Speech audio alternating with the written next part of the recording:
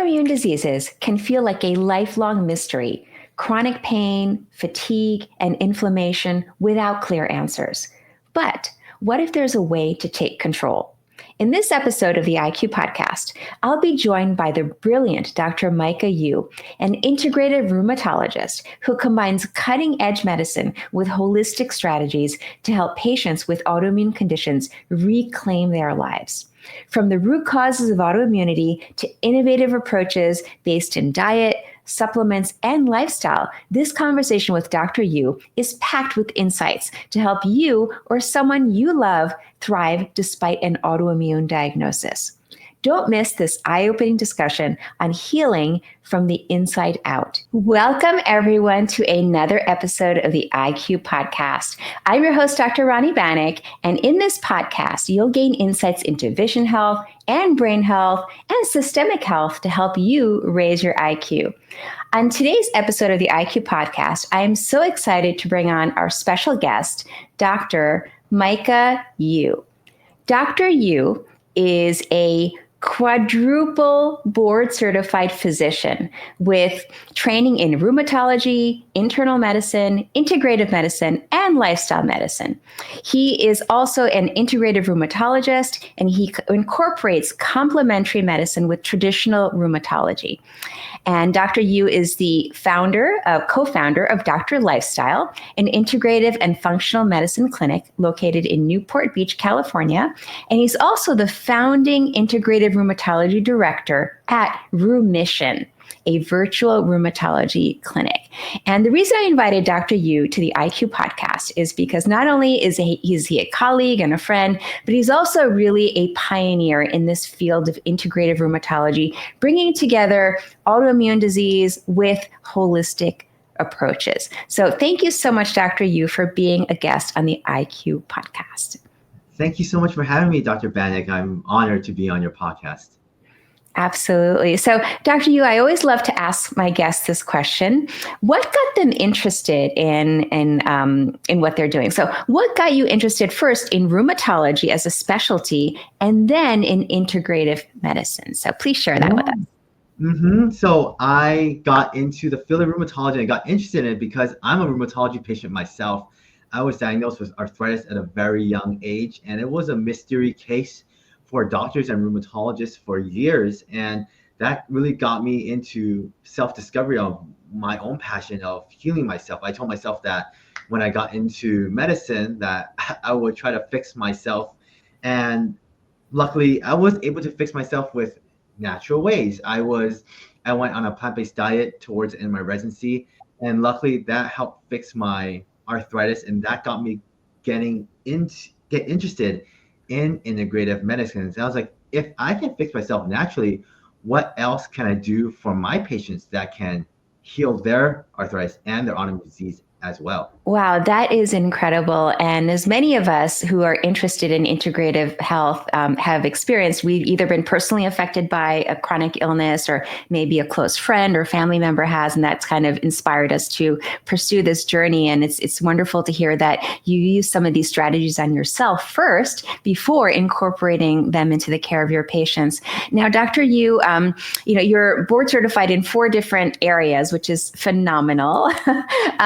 So what really prompted you to get certified specifically in first integrative medicine and then lifestyle medicine? How are they similar? How are they different? Yeah, so each of these different specialties have its own unique education.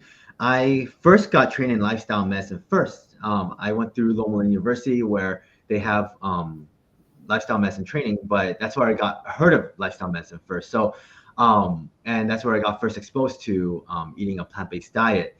So lifestyle medicine really focuses on 6 pillars: food as medicine, exercise, sleep, avoiding risky substances, lowering stress, and having a community. So I was like, this is the foundation, but there is so much more. There's supplements, there's herbs, there's other really cool things to learn in alternative medicine. So that's where I got into functional and integrative medicine. So at Andrew Weil, University of Arizona, I learned more about supplements, about herbs, about other mind-body medicine techniques to help my patients. and about how the spiritual life can affect your patients as well. So that's how lifestyle medicine, integrative medicine are different. And integrative medicine covers the aspects of lifestyle medicine as well. And I really got into functional medicine because it has other things that integrative and lifestyle medicine talk about. Hmm. That's where I learned more about biochemistry beyond what we just learned about in medical school. I learned even more about supplements there as well, and other things like the foundations of infections, Lyme disease, and even some exposure to mold. But I'm still in a continual education process. I'm part of different societies that do a deep dive on toxins, mold, Lyme, and all these other factors that affect autoimmune diseases. Yeah, and it's so incredible, this wealth of knowledge that you've acquired, but there's also always so much more to learn. That's what I find as well when I start, going down one path. I realize, wow, there's just this whole world of knowledge that, I need to acquire to better serve my patients. So Dr. Yu, you are a rheumatologist as well, and you specialize in autoimmune diseases. Can you explain to our audience, they may have heard the word autoimmune, but just break it down for us. What exactly does it mean to have an autoimmune condition? Yeah, great question, and one that stumped me as a medical student. So, an autoimmune disease is when your body attacks your own cells. Any organ of the body can be attacked. So, different examples of autoimmune disease are rheumatoid arthritis, multiple sclerosis, lupus, psoriatic arthritis, even type 1 diabetes. It can be categorized as an autoimmune disease. So, it's when your own body attacks itself, and it could be through the formation of antibodies that may be detected on blood or may not be detected because we just don't have the technology right now. Talking about autoimmune disease, there are very specific autoimmune diseases that can impact the eye and then also cause eye inflammation. So there's systemic autoimmune, but then there's some that can cross over and trigger various different ocular issues like uveitis, for example. What are, in your practice, what are some of the most common autoimmune diseases you've seen that can also have eye manifestations or visual manifestations? Yeah, one of the most common one is ankylosing spondylitis. You mentioned uveitis earlier. So ankylosing spondylitis is an autoimmune disease in rheumatology that mainly manifests as spine pain and inflammation, but you can have arthritis in other joints. But with rheumatology disease, it is a multi-organ Mhm. disease. So if ankylosing spondylitis, it can cause uveitis. So can other autoimmune diseases like vasculitis, lupus. Rheumatoid arthritis can cause scleritis as well. So many different autoimmune disease in rheumatology also has eye manifestations as well. Yeah, and so when it comes to this approach that you have that brings everything together, integrative medicine, functional medicine, lifestyle medicine, what are some of the most impactful ways to manage autoimmune disease that you find? I know this is a multi-layered question, but if you could just give maybe like 3 tips that you recommend, or tips people should consider if they're trying to manage their autoimmune condition. Right. So I always go as a foundation is lifestyle medicine, which is a foundation for functional and integrative medicine as well.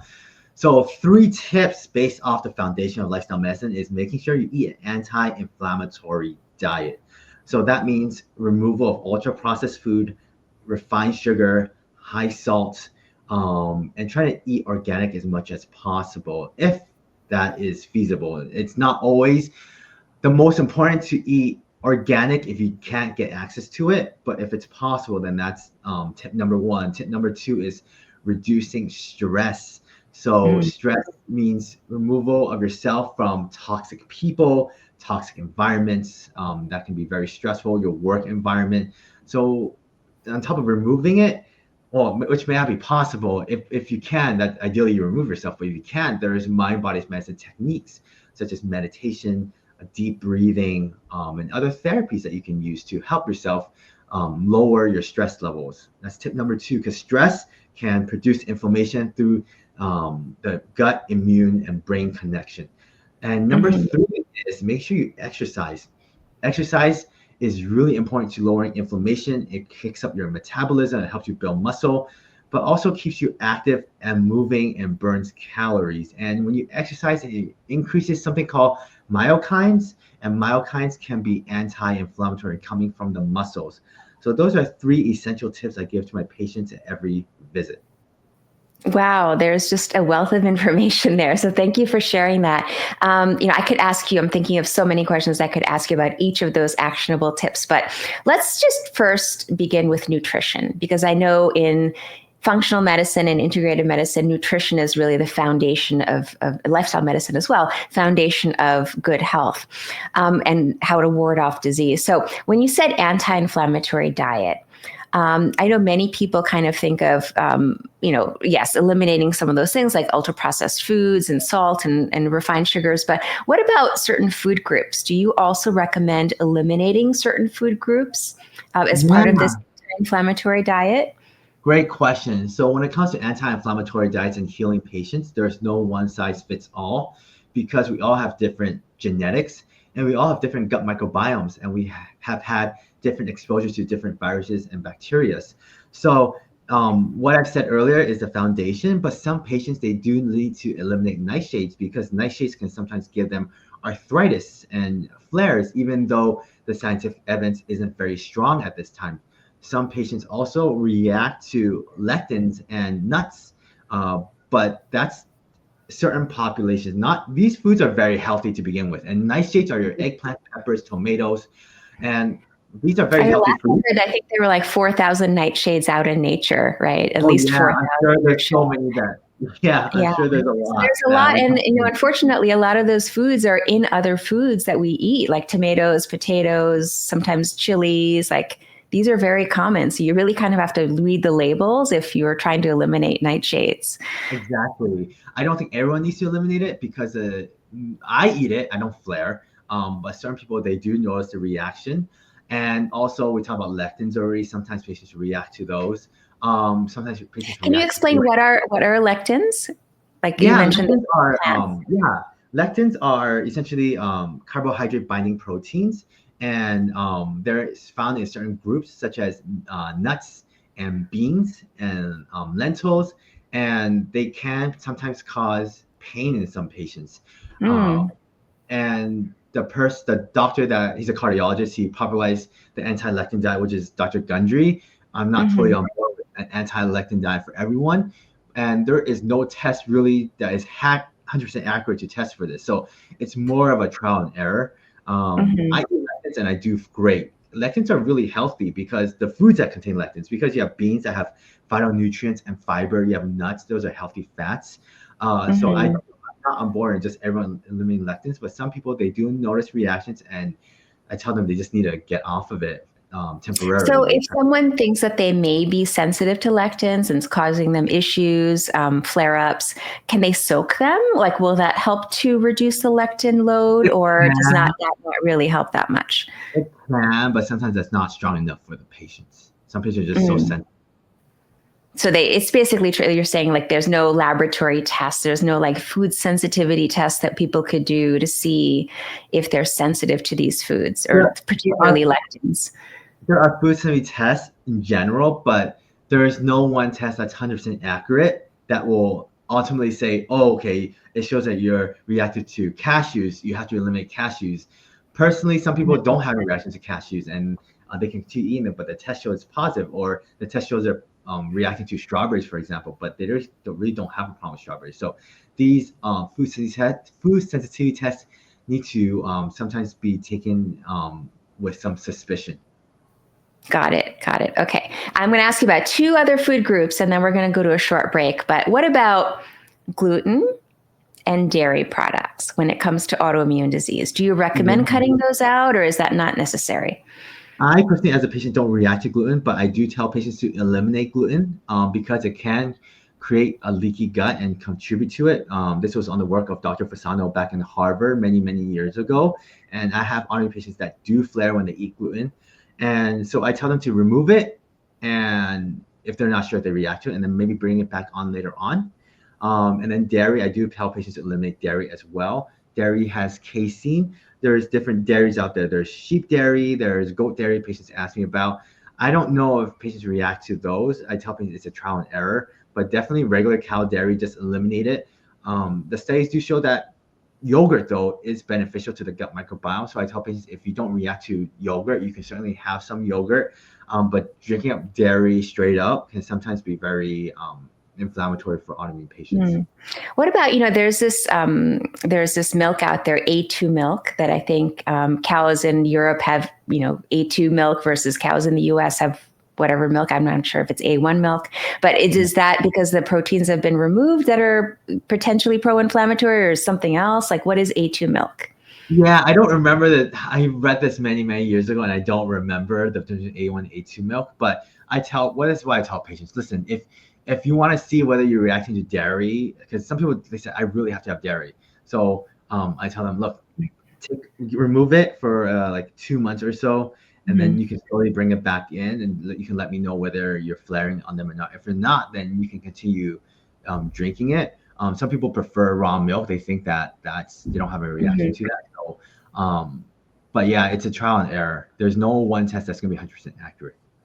Yeah, and it's not one size fits all, right, for everyone. And Right. you can't put a blanket statement like everyone with rheumatoid arthritis has to do this. Like, you just can't say that. It's really You can't an say that. individualized Yeah, approach, right? exactly. Well, this has been a fascinating discussion with Dr. Micah Yu about autoimmune conditions and some ways to manage them. We're going to be right back on the IQ podcast with a lot more, chatting with Dr. Yu. So stay tuned. Welcome back to the IQ podcast. Today we're talking about autoimmune condition. So Eye on Autoimmune Disease with Dr. Micah Yu.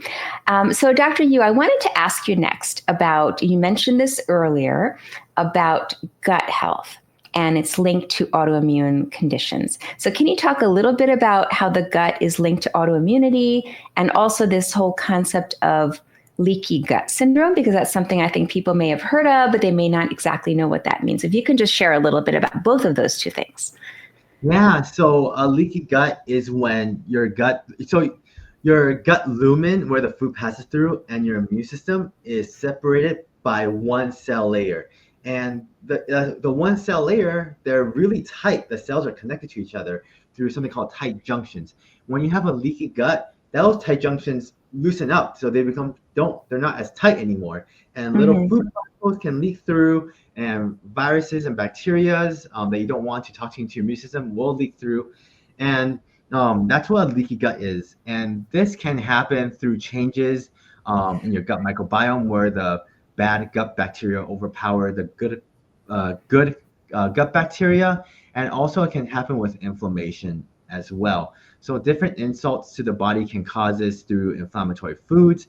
You can also get dysbiosis and leaky gut through high stress, environmental toxins, not enough sleep. So there's multiple factors beyond just food that can cause this type of reaction.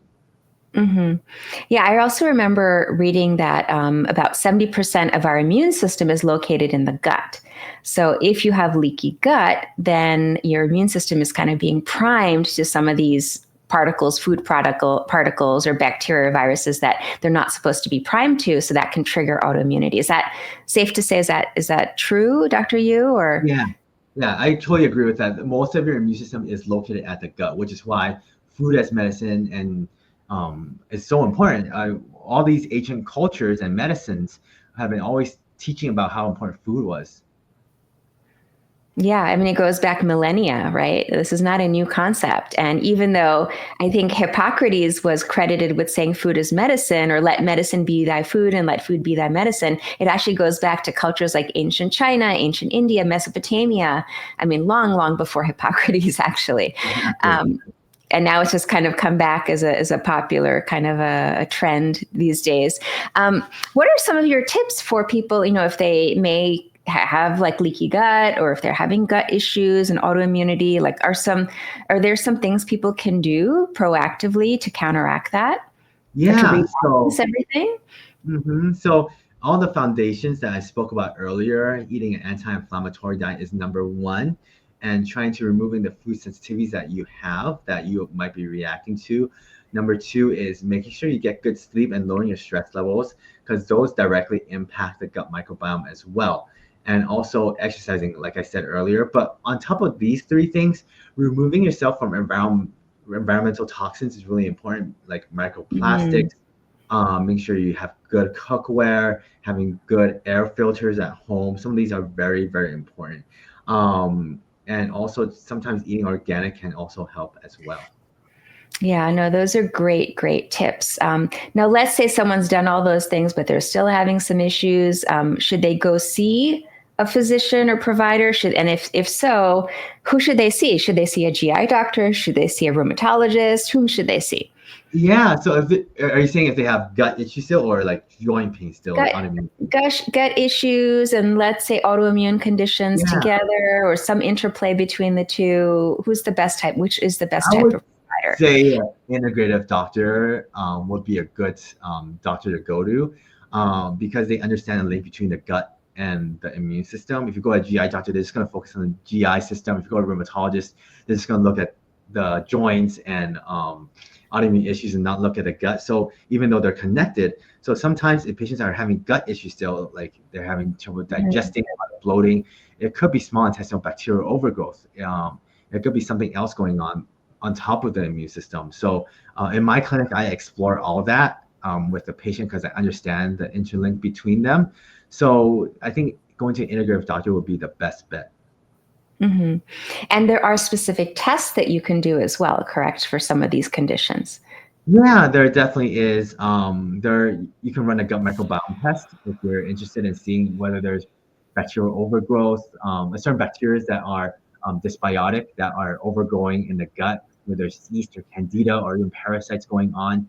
If you want to know whether there's small bacteria, intestinal bacterial overgrowth, there is a SIBO test that you can do, which is a breath test.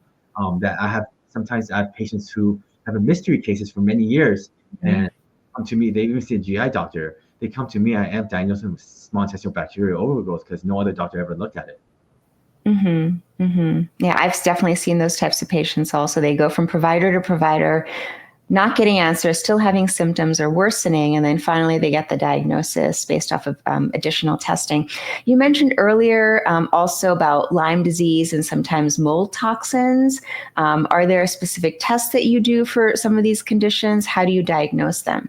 Yeah, mycotoxins are metabolites of mold, and you don't have to have active mold exposure to be exposed. You could have had it like a year, 10 years ago, and it could still be in the body. And the mycotoxins are in your bile, and your bile keeps getting recirculated through the small intestine back in your body. So you're Mm-hmm. constantly circulating these mycotoxins from the mold. So there are Mm-hmm. urine tests you can do out there to test for mycotoxins. Um, there are some doctors that run allergies to molds, which is the Mm-hmm. wrong test, which is through local labs. You don't really want to do that because that's not going to tell you whether you've been exposed to mold. You really want to get a mycotoxin test, and there are different companies that run these tests. They're usually urine tests. And mycotoxin illness can affect from head to toe. And there's even evidence in the literature, even in Journal of Rheumatology back in 2003 has talked about these employees at this building, they got exposed to high moisture, which is likely mold, and half of them Mm-hmm. got rheumatic disease and arthritis. Mm-hmm. So, and when they left, some of them got better, but some of them were still sick. So mold is a huge issue that is not recognized by traditional medicine at all, which is a huge part of my workup in my Lyme disease and ticks and Bartonella, all these can also affect autoimmune diseases as well and can be an underlying root cause of mystery cases as well. Recently, I just diagnosed a patient with Lyme disease that he's been to like 20 doctors and no Mm-hmm. doctor has ever explored this, and it came back positive and his symptoms matched up. So these tests can be run through blood tests. There are different companies that do this. You even get through local labs, but sometimes your local labs are not accurate. So there are Mm-hmm. different. So, like for example, I know the regular Lyme test, like whether it's doing like an ELISA Lyme assay or even a Western blot, that's not enough sometimes, correct, to That's not diagnose enough Lyme. sometimes. Mm-hmm. Exactly. So Are there there are, specific names for our listeners, like if they're interested in getting Lyme testing? Like, are there specific yeah, names of Lyme tests that you would suggest? yeah. One that's very popular out there is called IGeneX. It's a company that does Lyme tests and runs other tick tests. They're not cheap, but it is Mm-hmm. one of the standards in our industry for Lyme disease. Got it. Got it. Okay. Wow. Well, this has been such an incredible conversation. I've learned so much from you, Dr. Yu, about this link between autoimmunity and some of these environmental issues. If patients are listening and they're struggling with an autoimmune condition, whatever it may be, like if you had to just tell them one thing that you want them to know, like one takeaway from your approach, what would that be? I know we talked about so many things, diet and sleep and Right. supplement and everything. So what is the one thing you would tell them? I would say that every autoimmune patient can get better with or without medications. Not every patient needs to be on medications, and the approach to autoimmune disease is very complicated, but it can be done if you find the right doctor and practitioner that encompasses all these different factors into the workup. And Yeah, that is so important. Always keep looking. Like I know some patients almost lose hope because they're not getting better. They've tried many things. They're not helping. But keep searching. And is there like a database of integrative providers like yourself where people could search for a doctor, or like how could they find someone? How could they yeah, best find someone who's trained and certified? yeah, if you want to find me, you can find me at my clinic website, drlifestyle.org, drlifestyle.org, where I see patients all throughout the world. And I'm licensed in 15 states in the US. If you want to find someone that might be similar to me, you can look at the University of Arizona's directory for doctors, or the Institute of Functional Medicine. There are also a list of doctors there too. Got it. Okay. Yeah. And we will definitely include all those links for Dr. Yu and some of the other links he mentioned in the show notes.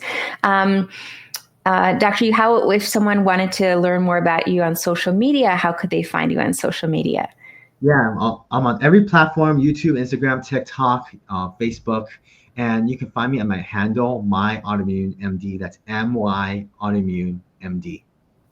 Got it. Okay. And again, we will share all of those links in the show notes below. Well, again, thank you so much, Dr. Yu, for spending time with us today on the IQ podcast. It's been really insightful, pun intended, to learn about all of these different aspects of health that we may not normally think of. Well, thank you again so much for participating in the IQ podcast. Thank you for having me. Absolutely. And see you all at the next episode. So take care.